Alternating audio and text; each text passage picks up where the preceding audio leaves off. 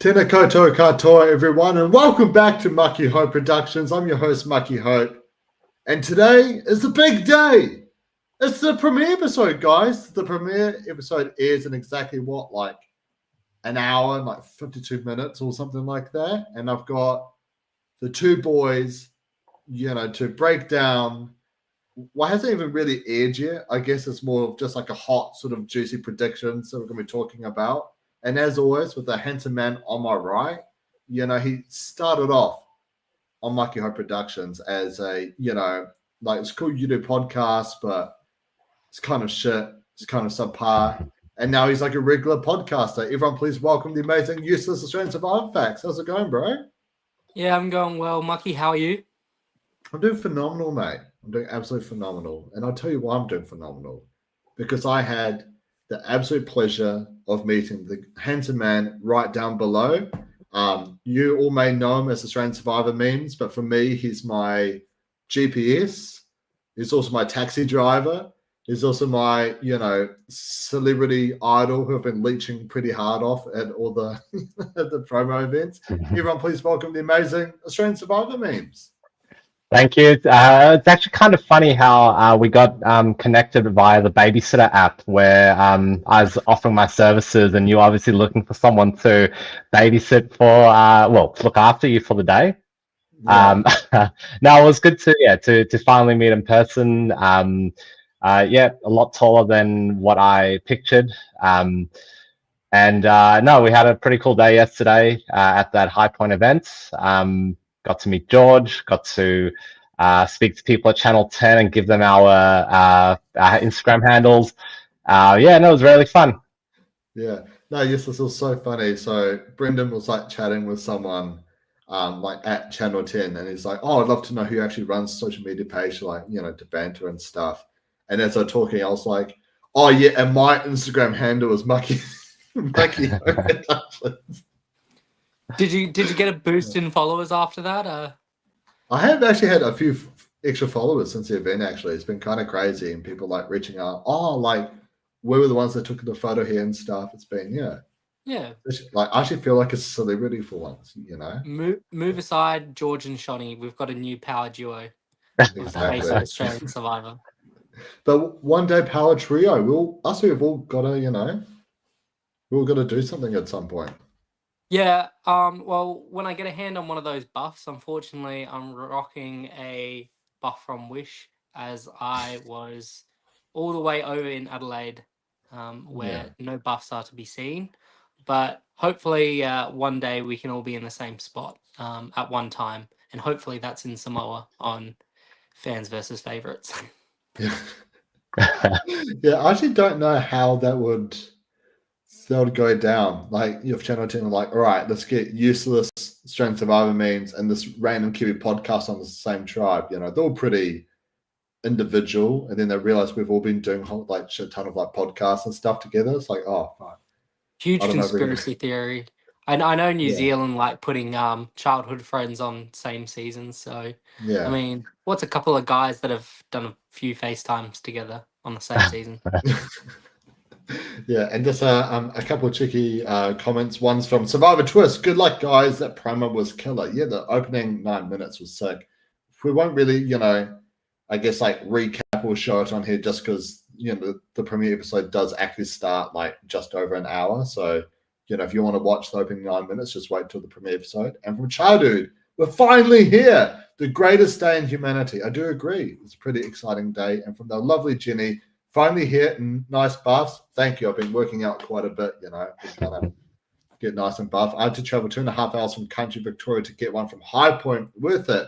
I didn't get to see George though. I missed him. Oh, dang. That means we would have just missed each other, Jenny. I was thinking of going back today, but then I was like, nah, that's actually too try hard. I'm not going to go back today. And as always from Gabe, Mucky will be first spoon survivor of everyone. Thank you for your support, Gabe. I really love and cherish all your support. But memes, you saw me in those challenges and like the pig challenge. We did a puzzle together and the one with the ball coming up. How do you think I would do in like actual survivor challenges? How do I say it in a nice way? Maybe if they had if they gave you a bit of a head start. No, No, I think you probably would have outlasted me on the physical challenge there. The puzzles we work pretty well together, so it does give me confidence if we're on the same tribe and then we have to anchor the puzzle. I think we got that one. The ball one, I don't recall if you did it, if you did complete it or not, but you got halfway at one point. I remember that. Yeah, I actually do have the video right here. I'll just quickly play it. So for those who don't follow, make sure you give Mucky Productions a follow to see how much of a challenge beast I really am. I'm going to show you the Mucky Hunt strategy, how to strategically win this challenge. Ready?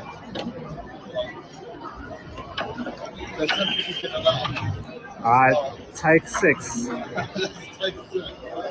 That's up, that's under.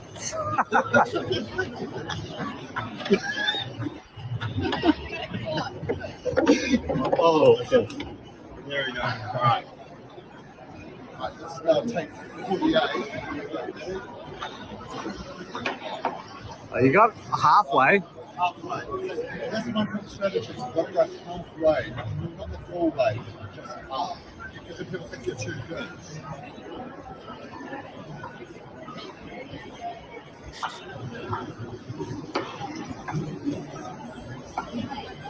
Right, so this is a life or death situation. But Yeah, absolute challenge beast right from the get-go. Were you impressed seeing the footage useless? I was actually really impressed because now I know of someone that I want to take to the end because I know I'll beat them in the final challenge. Yeah, have you gone to any of like the promo events or anything like that before? I've not. Again, I used to live in Brisbane, so I should have actually got involved. And for some reason, Simon and I we went to all the same places, and I never ran into him. It's like fate. We would always just pass each other without ever noticing, and then randomly we'd be on a season together. Was my hope. And now that I live in Adelaide, no, nothing too exciting down here. I'll have to watch one of Matt Tarrant's magic shows or something. Maybe that will be the good luck charm. Yeah, well, I mean, I guess let's actually start talking about the season. Memes, we've had many different opening twists throughout Australian Survivor. We've had, the George advantage. We steal half the tribe away from tribe. But that would be pretty funny on a 7-person tribe. It's just like 3 people like voting. The first vote. We've had like the All Stars Idol, the Blood vs. Water, idol wrestling thing. What opening twists, can you imagine a global championship like this might have? I recall in one of the South African Survivor seasons, I think it was called like the diplomatic immunity or diplomatic necklace or something, where the advantage was I think you could swap tribes, or you swapped with someone on the tribe or some sort of advantage like that. I reckon that without doing sort of like a tribe swap after 2 episodes, which I reckon they will probably do before we merge, I reckon there'll be some sort of inter-tribe twist that they'll do. But yeah, I have no idea because it's going to be like 14 days or 16 days, 14 tribal counts or something stupid like that. So they're going to have to go right into it straight away. No idea. I would think, other than some sort of tribe swap advantage. I don't know. Yeah. What do you guys think? I mean, I don't know. I've always loved kind of like the All Stars Idol one. I mean, obviously, because it had the greatest payoff, with the Daisy blindside. But the idea of that, you've got like 2 clues for like the heroic part of the challenge, where it's like this, where like Henry and Matt were able to communicate with each other. Maybe there'll be a great way for players to start across, communicating and playing with each other. I can maybe see like a Blood vs. Water, or even like the Yukon Brands vs. Braun 1, how they had like that idol in the middle of the challenge, just before the swap. I can see them maybe doing something like that right from the get-go. How about you, Useless? Any sort of twist, from your ideas you can throw chuck in? Well, it is Australian Survivor, so there will be twists. How early, we don't know. But I think the biggest one is going to be that there's not going to be rewards this season. The very first match challenge, that'll be all the supplies you get for the whole game. So there will be, do we get the chickens, or is there an idol that's way out? But if you go get that idol, you're basically telling your whole tribe, I'm not here to help you get firewood or something like that. Tonight, obviously, it'll be day one and there'll be a tribal council. So night one, tribal council. And it might even be, there might be a challenge at tribal council. So where both tribes are at the first tribal council, and then there's like each team has to put up someone to do fire, and then the loser just gets knocked out of the game.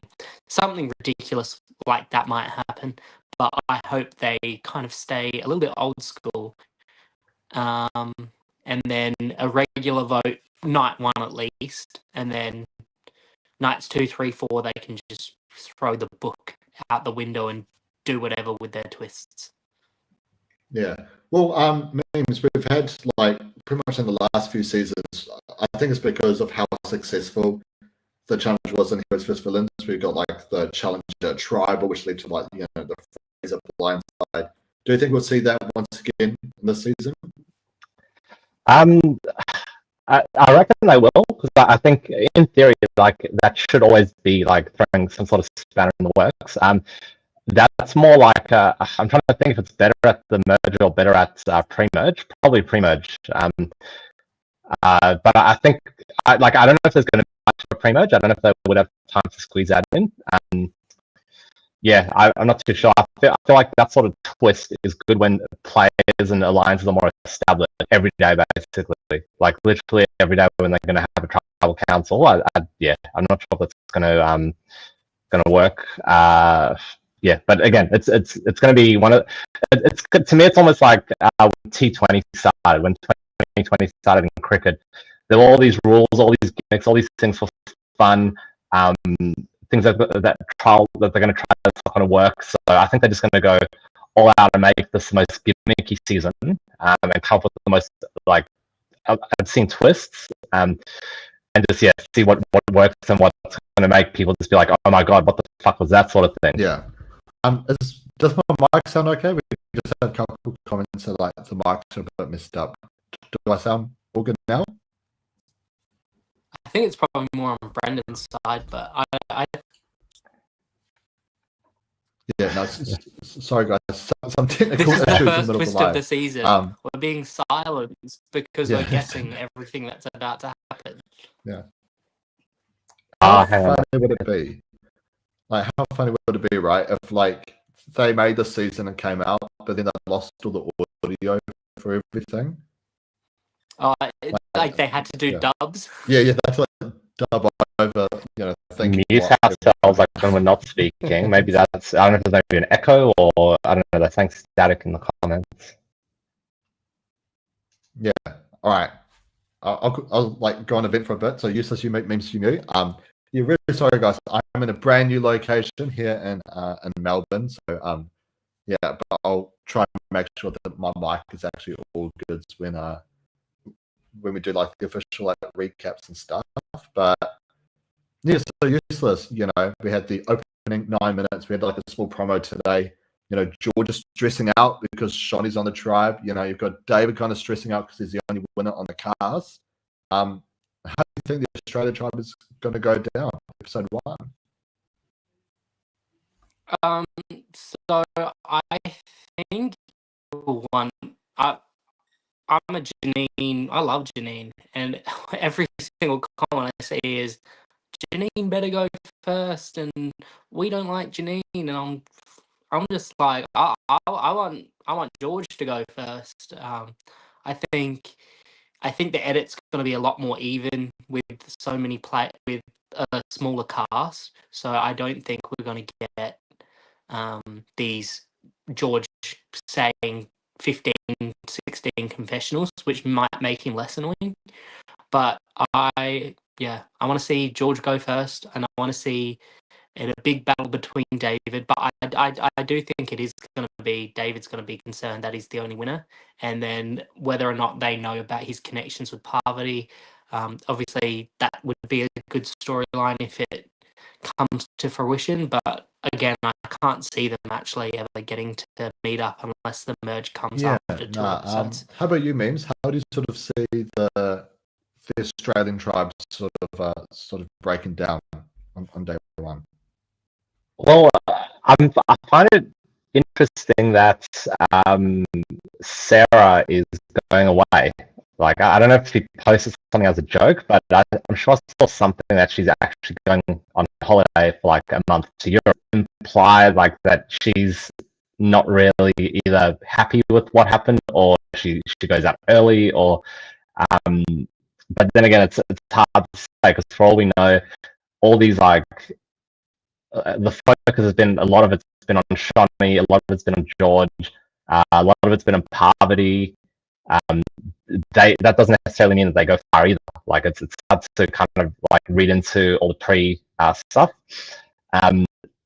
Yeah, I think from I guess, well, I can't even use the word like from a relationship or from a logical point of view because we don't know what happens once you get out there. But yeah, I feel like there's going to be a lot of seasons going to line up and align.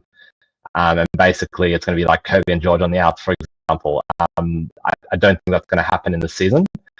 And I don't think, and that also just goes back to my theory that's going to be complete chaos. There's going to be a lot of swaps. There's going to be a lot of like weird twists where people can be removed from tribal council or like immune or whatever it is. So it's just something I think it's going to be possible to predict. Yeah, no, it's going to be an absolute blind of a season. But Useless, we did see in the small promo that came out today, at least a little bit of strategy that's sort of going down on the World Tribe. I mean, I think we all kind of assumed that conversation would be in play, where it's like all the internationals are potentially going to team up against the Americans. Do you think that this is a strategy that's likely going to play out, or do you think it's just for I do like that from the world side, but I think it's going to be one of those things where I think we're going to forget how good of players these Americans are. Like, these aren't just they've played in the US, so they might see that as the major leagues. I think people are going to find it really hard to blindside the likes of Parvati and Sari because their social games are so strong. I think Tony's the one you naturally go for early because of the way he runs around the island. I'm guessing it's for him, it's idle or out. So it will be interesting if the world could actually, thing to say they get rid of Tony and then Parvati and Sari pull in Cass and Lisa to make an all girls alliance and like an international Black Widow. And yeah, I think I don't actually think there'll be many alliances that stay from day one. Even the strategies of the Aussies that know each other, they might think like Luke and David are obviously best buds. We see they can't believe David's playing. They probably that could be acting, but it looks like they were genuinely surprised that David's rocking up, beeping the horn, and then Luke gets in. He might have had a diff who I could be overshadowed by, or do I get rid of David and that's a huge resume builder early on? So I think most strategies are going to go out the window by day 3. Yeah. Just really quick, I just want to apologize here. Like, the audio isn't that great for this podcast. I'm sure we'll definitely work on it for the next one. Yeah, really sorry that the audio quality isn't that great, but yeah, I guess we should quickly talk about some of the players. I've heard only 4 names that were like close to making it on, but got dropped at the last second. And I'll start with the only Australian name that I've heard is Benji. From what I heard, he was like pretty much on the cast, but then got dropped for David at the last minute. So maybe that's why everyone was super shocked to see that Benji would have done potentially on this. I really didn't like Benji. Like, he really annoyed me. So hearing that he might have been on and that he's not, I'm actually quite relieved.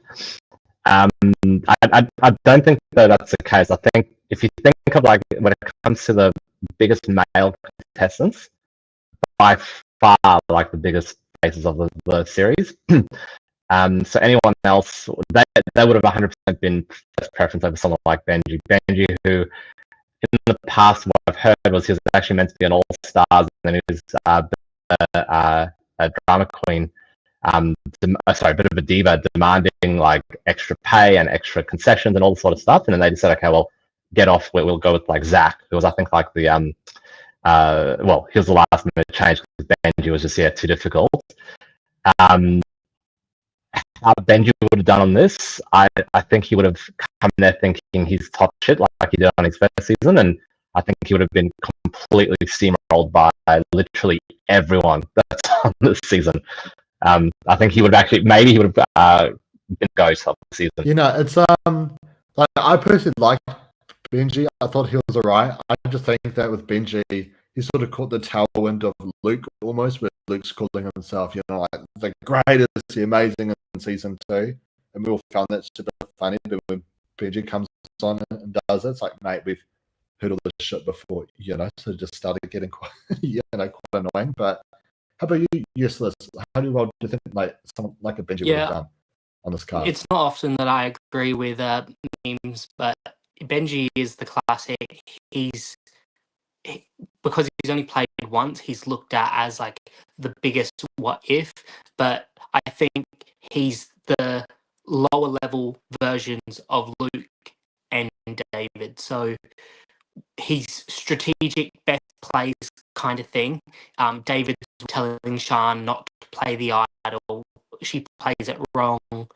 But then that's kind of overshadowed because he's voted out the following week. So as much as, I mean, he saves Brian then goes far past Australian accent that he has.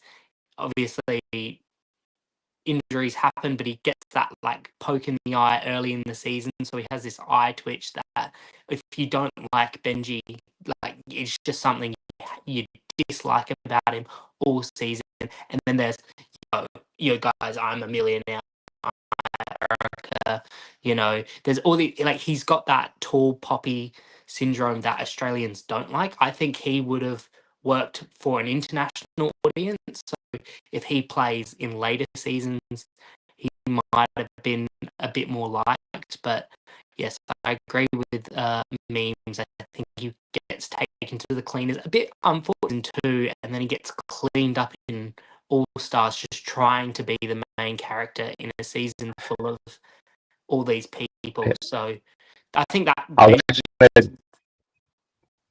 was going to jump in and say Benji is like a watered down version of Henry. Like, Henry is like, Henry would have been above Benji on the preference list for the season, and just in terms of, like, gameplay and character, and Benji's like the cheap version, the team Henry. The thing he has going for him is obviously his sister has played, Annalise played before Benji, so if he was going to return, he would have come for blood versus water. But there's obviously always behind the scenes issues. Like Annalise, I like her. I don't think production like her that much though, so they're probably not too keen. And obviously, if Benji's difficult to work with, in these sorts of shows, there's people come and go, like, even at hype, and they've come back at the right times. And I think for Benji, his time's well and truly past. Yeah, no, I definitely 100% agree there. I think if you were to get 3 guys, Luke, David, and George, are the ones to get. You know, I don't even think, like, a Simon. He's probably, like, the closest. Maybe they'll come to their level, but there's, like, a huge drop between them 3 and Simon, right? And so with Benji, he would sort of be similar category for, like, Sarah and Janine. But it's like, yeah, it's great, we're finally having them come back, but, like, I don't know, like, there's kind of other right here. And one comment here from Jenny: Benji is so out of the loop and dropped off the face of the earth from the survivor community. Is he really keen to play again, or just keeps on being asked? yeah, I don't know. It's a hard one. Yes. Now let's quickly make a first boot prediction for the tribe just really quick, and then I want to talk about a couple of world players I heard that was almost on the cast but then dropped out. Useless. If the Australian tribe goes to tribal, who's the first boot? So I know I'm not going to get hate, but with a dad bod, I remember when there was that Winners at War, people wanted to get rid of Nick because he put on weight because he thought he'd be on there for long. So people were like, let's get rid of Nick first because, you know, shows him right. I think obviously no one's going to be losing weight on this season, so the whole are going to be similar size after he leaves. So I don't think they're going to vote him out just because he's bigger. But obviously, I don't think he's going to prove anything in challenges. He's going to be. I don't think he's going to be likable around camp, and he just makes for an easy first vote. But in saying that as well, they might go the opposite, and then I think the backup vote is someone like Sarah, who has, as we've mentioned, she's gone on holiday. I'm guessing it's just because she didn't know when the schedule was going to come out, and then she probably doesn't know that they're going to do it all in 3 weeks. Like, I was thinking they were going to do 1 or 2 episodes and they would expand it over for 2 months. But I think with the amount of leaks, I think Ten's decided, let's get this short, sharp, and shiny. Probably get it done before Maths or Farmer Wants a Wife or Honeymoon Island or Lover. I don't know what The block shows is on on at the the other moment. channels, but it might be. The block is on at the what's that? moment. So it's right in the middle of the block. Do people afford a house in Australia? Can afford the $2 million? So I think they were going short, sharp, shiny, get some good viewership numbers, hopefully for some funding. But I think it's going to be George that goes. All right, how about you, Memes? Who do you reckon is first out on the Australian tribe? Oh, I'm going to have to severely disagree. It's not going to be George. Because I don't think George. It's just not his character type. He's not a first boot. Like, that's if he's a first boot. I don't know if it might get you cancelled on the next pod. But both of you, you can give me like a I don't know, some sort of challenge I have to do. Otherwise, I'll shut my memes page down. Sell it for $10 to those weird offers that you. Yeah, all right.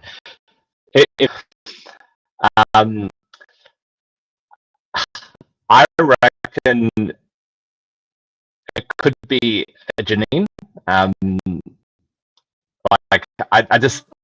I feel like she could be like the fallout of like some idol. Janine will probably place herself behind all the Davids and like the Lukes and like kind of stay in the background and maybe even be a bit of a puppet master. But I think she could be fallout of like idols and twists and something happens like a bit of a story type of vote out. I think she could be the first victim of the Australian tribe. In the toss up between Tony and Rob, just because they'll be like the big, huge characters, and I don't think either of them have enough relationships to kind of get a majority. So I think it's going to be, do we just split the vote on both of them and see which one we can get out? Because I think in terms of Australia, I do agree with Janine. I think, as we've seen in like multiple promos, both David and George are potentially wanting to like work together. I mean, I could even see a Kirby, maybe even as well. But like, I don't know. I don't see any of the guys going first, or I mean, maybe it could be George. I don't think David is first. I think he would be like targeted, like sort of like as a secondary to George. But I don't think David's like the main primary target straight away. But I can see like a Janine or a Kirby, all of her promos. You know, she wants to be like the God Killer. Whether that means towards like Janine or David, I don't know. It's going to be. Sorry, I just want to bring this up. G'day, Volt. It's so good to finally have you make a live. Looking forward to seeing Rogue's guest appearance and Sue's astronomical move tonight. Cheers, Volt. That's amazing. I'm gonna go with Kirby. I reckon Kirby could be first pick for Australian tribe. And in terms of the world, I'll come back around to you just for the world. Like, I don't know. I reckon as any of the guys, I don't see any of the chicks going out super early. Like Rob, because he's sort of coming in as like a bit of an ego, almost as well. Just sort of seeing like all the promos and stuff. He's like, oh yeah, you game all the Australian players and stuff. I don't know. I mean, maybe it's because I know a wee bit about him, and he's quite naturally full of himself as well. So I can sort of see that being his downfall. But surely you're not stupid enough to not take out an American straight away. 3 Americans for world. Surely that's a play. So I do think most likely Tony, but I can see Rob or Tommy potentially being targeted as well. How about you, Useless? Yeah, can you keep my fantasy players out of your mouth? My fantasy team is Tommy, Janine, and Parvati's my other one. So at least you haven't mentioned her. Well, you did mention the Americans, but yeah, I do think it's going to be the battle of the bigger guys in Tony or Rob. I believe it will be the same thing that Meme said. They'll probably split between.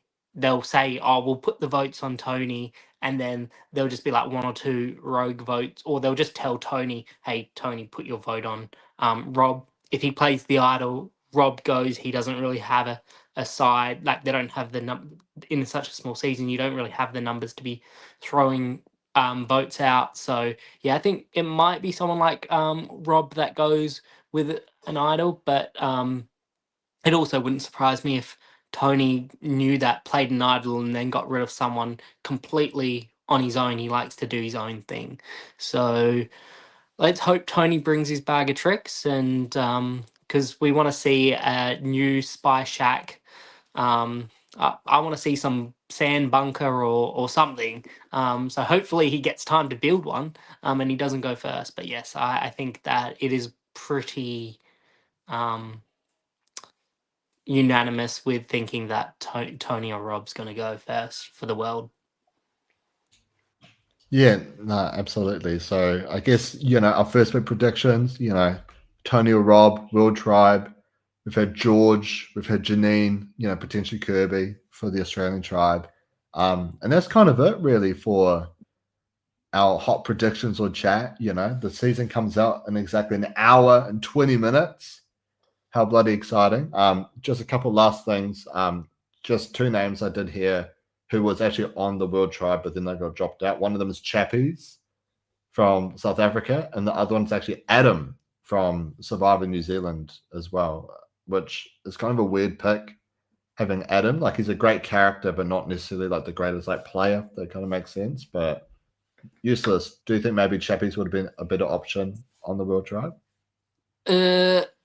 Chappies is very much the Benji of the South African version. Like, Chappies was obviously in his first season, he was running around, but I don't think anyone really liked him. He was one of those real, he's more liked by the fans than by the people he played with. And then obviously he goes first out on their second chance season. So I understand why if you can get Rob, you're picking Rob over Chappies. And then obviously I'm actually not too familiar. Like, I have watched the New Zealand seasons probably about 4 years ago when they came on 10 play for the first time. But yeah, I'm not familiar with him. What was he in the first or second season? Do you know? He was in season 2 with Lisa. He came 5th place. Okay. He was the Oh, Formaldi guy. Oh, Yeah. okay. Okay.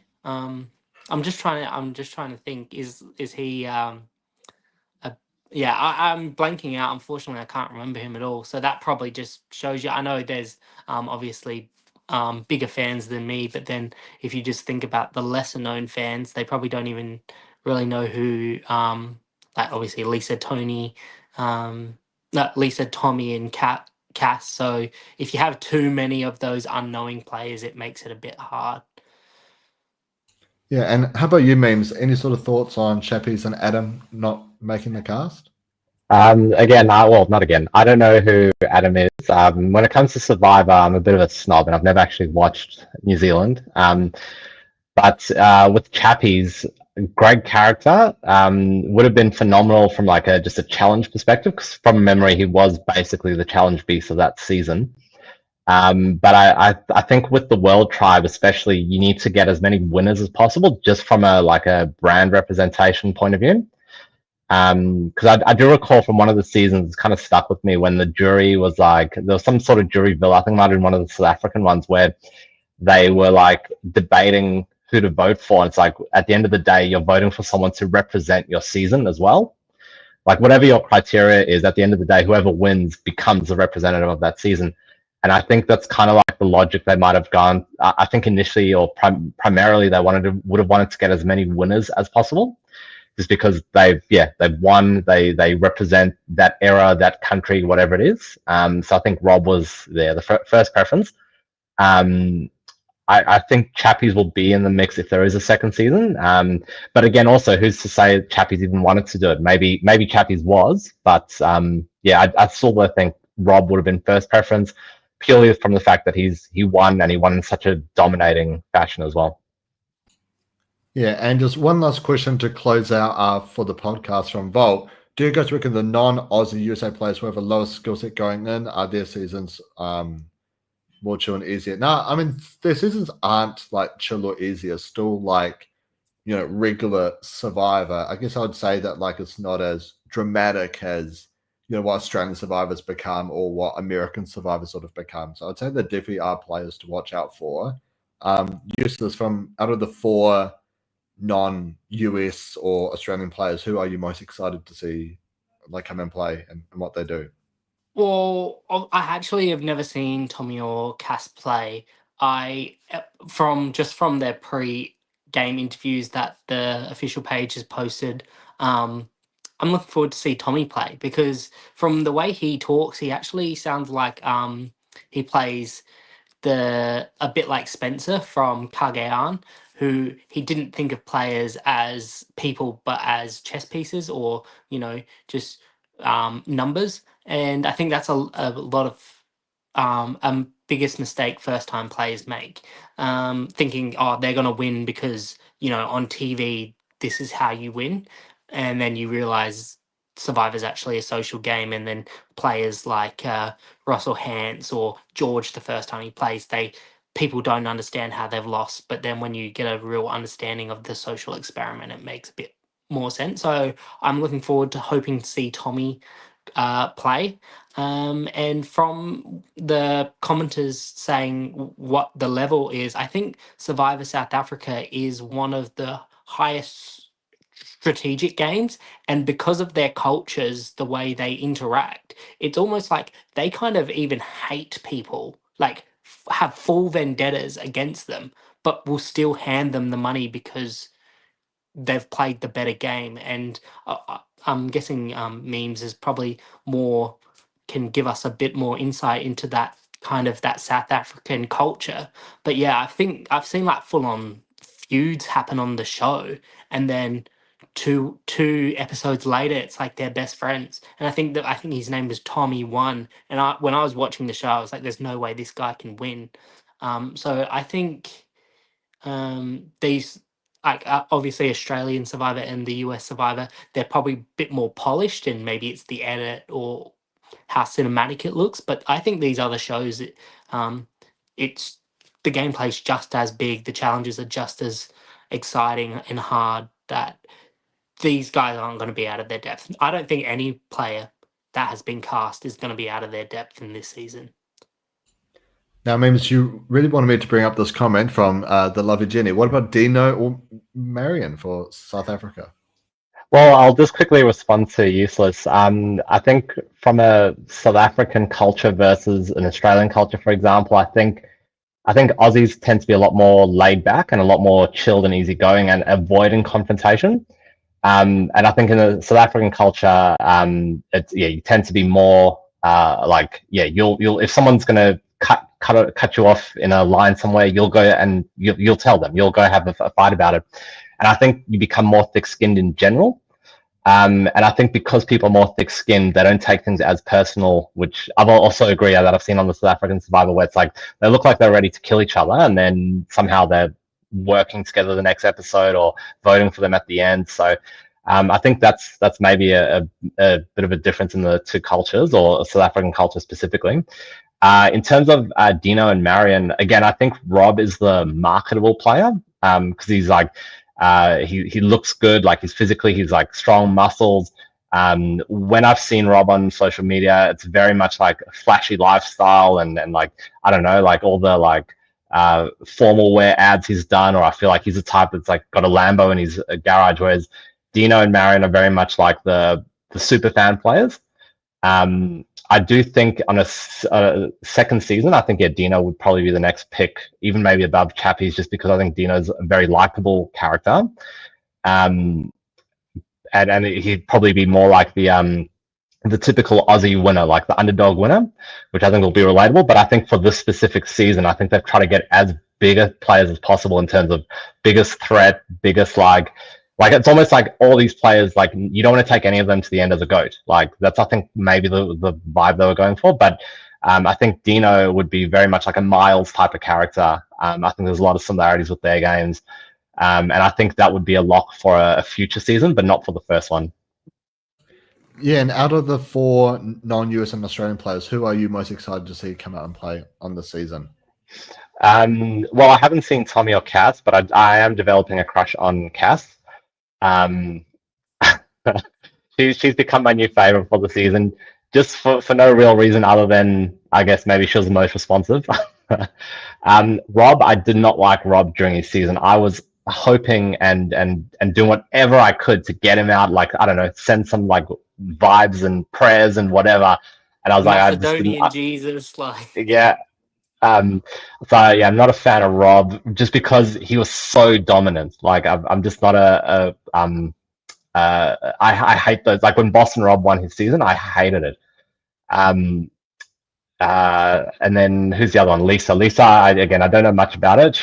The fact that she made that joke about winning the season and then they cancelled it, like because of her winning, I was like, yeah, I think I'm gonna enjoy that, but I don't know anything about Lisa, so I'd say Cass is my favorite at the moment, but I'm just looking forward to see everyone basically. Yeah, and Jenny, I 100% agree with you. Lisa, 100%. And yeah, like I haven't seen Cassandra's season, but I've heard great things about it. I can't wait to see how she's going to play. But it's just so cool just seeing New Zealand on the map. You know, you Aussies, you know, you really bloody have it lucky having your Georges, your Shawnees, your Davids and Lukes out there. We've got no one. Even on our traders. Yeah, Adam. Yeah, we've got Adam. Yeah, even on our traders, we don't have anyone like that yet. You know, season 3 is still casting, so you know, hopefully we'll see who gets dropped onto that. But yeah, it's just so cool seeing like. Pray for Mucky. Yeah, thank you. Pray for me indeed. But yeah, so cool seeing Lisa on the show. I think she's going to do really, really well this season. But that does sort of wrap up the podcast. Hang on, New Zealand, you have Mucky 2027. Hopefully Lisa is able to, you know, make it uncancelled, reverse cancelled. I don't know what the word for that is, but rebooted. Rebooted. Oh, I'm sorry, my brain just went like numb. Uncancelled, yeah. Uncancelled, yeah, uncancelled. Survivor New Zealand. But that does bring us to the end of the podcast. The season comes out in like just over an hour. Useless. Where can people find you? Like, do you even have any social media? I would have no clue. No social media. I just pop up on this podcast every now and again. No, I do.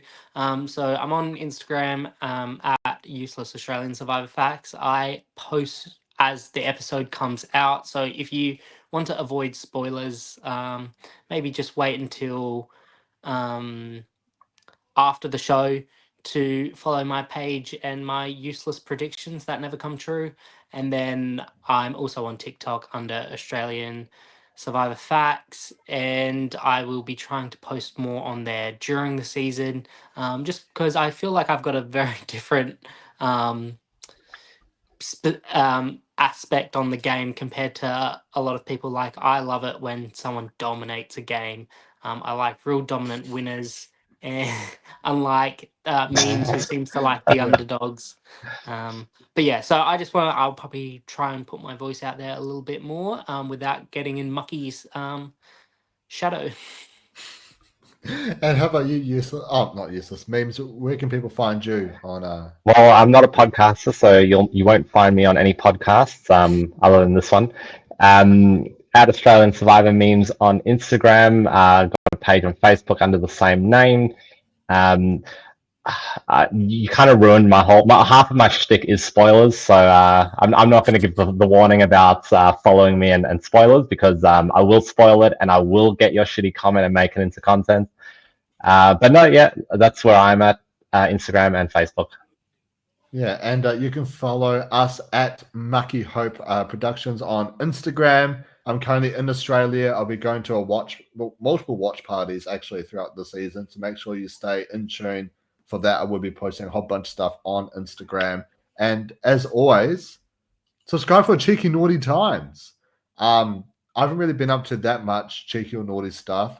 Probably just when I forced a Channel 10 worker to have my, Instagram, just completely taking over Brendan's conversation with them. But and it cock blocking me from getting any future airtime with Channel 10. yeah, exactly. I made sure that none of us are going to get casted from now. It's like, oh yeah, no, the other guy was a bit rude. Yeah, no, that kind of ruined. I heard he's got secrets in his closet. The first question on any application form: what are the secrets that you have in your closet? Memes has heaps. Yeah. And Mucky's going to expose them all. Yeah, just by complete accident. Yeah, I'll be like the Tom Holland, of like. And then how am I going to get uncancelled after that? Do a reboot. To a repo.